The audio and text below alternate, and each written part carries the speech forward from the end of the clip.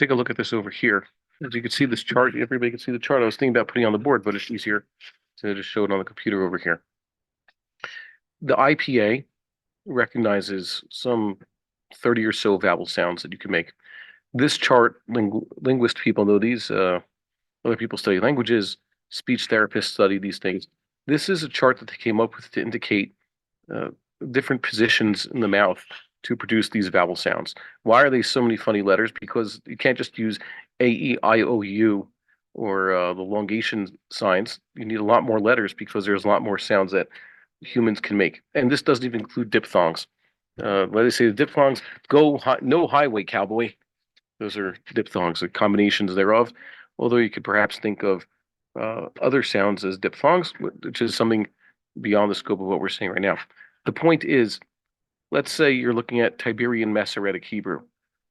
Obviously, there aren't that many vowel signs. What do we have? We have chirik and kamatz, patach, segol, tzerei, shuruk, kolam, and kubutz. And we have chatafim of those. And obviously, they do not, there's no intention that those vowel signs have a one-to-one correspondence with all the possible sounds that people can make that have been identified until this point. And we're assuming, by the way, that those are all pure sounds and not diphthongs. So obviously, there's something going on here. We have to identify on this chart where they're located. So I'm using Wikipedia not because Wikipedia is the final say on everything. You have to always make sure that you know what you're looking at. But for this chart, for our purposes, it's good enough. Now, there's someone who has edited the Wikipedia article on, let's say, Tiberian Hebrew, where he attempts to indicate, it's done by Professor Connor, one of his students, indicate where on the chart the Tiberian vowels go. And that is, let's say, not following as it was explicated by the Kimchi school, followed by many of the Medocticum until the Vilna Gaon, that there's actually 10 vowel sounds, and it actually depends on the quality. That is, one tradition has it that the tumok delot, the long vowels, and the short vowels, tumok tanot, are qualitatively the same. Just one is long and one is short. They come in pairs. So kamatz patach, they make the same sound, except one is long and one is short. Same thing with kamatz katana cholam, come in a pair, kubutz and shuruk, etc. Chirik gadol, chirik katan. And a more conservative school says, no, all chirik sound the same, all kamatz sounds the same. Shuruk and kubutz are technically qualitatively the same. Or maybe they're different. It depends on what they say there. Segol and Serei are supposed to be different sounds. Wherever the differences are, that's a machlokes. My point is that we can agree that patach is somewhere down here. The way the Kuzari has it, the way the Arabic linguists understood it was patach is somewhere down here, okay, in the open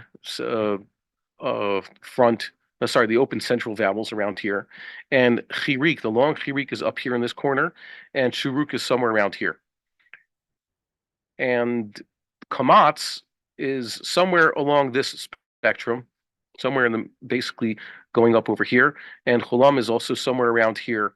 If cholam is a diphthong, then it's they point as an arrow. It starts with the kamatz sound and goes toward the shuruk. And same thing with the long e sound. If you say short chirik is somewhere around here, so it would be a diphthong that goes in this direction.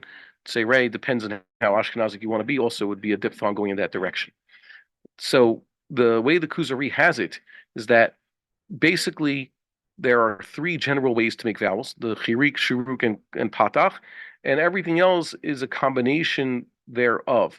So segol and serei are somewhere between the patach and yud sound along the spectrum, along here, and kamatz and then cholam are somewhere along here. Interestingly enough, my belief is that the plain shava, as it is, the shava not as pronounced, is of course never supposed to be an accented syllable, so it has unique sound to it. I think is supposed to sound somewhere basically like this, and that would explain why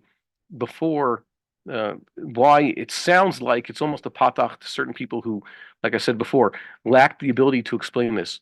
There's old texts and other medocticum, especially those who didn't have the IPA system, they couldn't explain all the nuances over here. So they say, oh, minastam, it sounds like a patach. Yeah, okay, that's around here. More importantly, this would explain why the quality of the vowel seems to adopt that which comes after it. For example, if you'd make this sound before a hey vowelized with a patach or a segol or a shuruk, whatever it may be, then this sound that comes out of one's mouth will sound like it. So let's hear. Maybe they can let you hear it. We'll play it on. So that's the problem. Wherever this guy who sounds kind of ill actually saying the fact that it's an open syllable makes it, and also an accent syllable makes it that it's already too strong a sound. But a sound similar to that, when chatuf and part of the next syllable, don't forget a shavan na before a true syllable is not considered its own syllable. So if you say shamo, you can understand why people would have thought that sounds like a patach, or they couldn't really describe it. Later, people would say, "Oh, it sounds like a segol." It's not any of them. And if you'd say that before, now let's give an example. Hey, with the shuruk, so it'd be, let's say, here's what I'm trying to pronounce. Oh, get to use the blackboard. I use black to indicate this. Let's just a theoretical Hebrew syllable, such as this. So this would be pronounced. Is it showing up on the screen? Someone give me a confirmation that it's visible. I can't seem to see it. Okay. What I wrote here is shahu. Shahu. So the sound that's under the shin sounds almost like it's a shuruk. If I were to pronounce, let's say, this would be shahah. Shahah. So you can understand why it is they would say that the sound of the shavan na seems to borrow from the true vowel that is subsequent to it. Okay, that's all I have to say about that. The point is, you can basically understand why it is that there'd be a lot of argument over how the basic Hebrew vowels should sound, especially because there's a lot of foreign influence. Even when Tiberian Hebrew was being recorded and perhaps being spoken, there were competing versions of Hebrew, the Yemeni system, the Western system, and of course what's going on in Bavel and beyond. And the jury is still out. My belief is, and always was, that really the Hirik and Shuruk sounds, it's pretty accurate. So to the Patach, and everything else, including Segol and Serei, and everything in between, and all the different forms of Kamatz and Cholam exist along a spectrum. And there's no true, this is just the right way, and that was it. Unlike, let's say, you could find here, I'll show you over here, Tiberian Hebrew, you could find it. Tiberian Hebrew vowels, see? They're going to have over here, like Tiberian vocalization. Here they go. See, this is the vowel chart that they've put here. Now, this is pretty simple. Look at that. So they claim that there's 7 vowel sounds, and they all manage to fit very accurately along these axes. Okay, so here's the cholam, here's the kamatz, patach. I guess this is segol, serei. Very easy way of doing it. Look, it makes sense, but what about all the vowels that exist along this axis and everything in between? Okay, it's a good question. And of course, you're the chatafim, so do what you will. Interestingly enough, you look at the charts they have for American English, and American English has many more sounds. I think at least 15. Okay, so American English obviously has more vowel sounds than Hebrew is intending. You can understand why, if someone speaks modern Hebrew, which basically only has 5 true vowel sounds, trying to explain what Tiberian Hebrew is supposed to sound like, he's not going to have it in his lexicon to do it.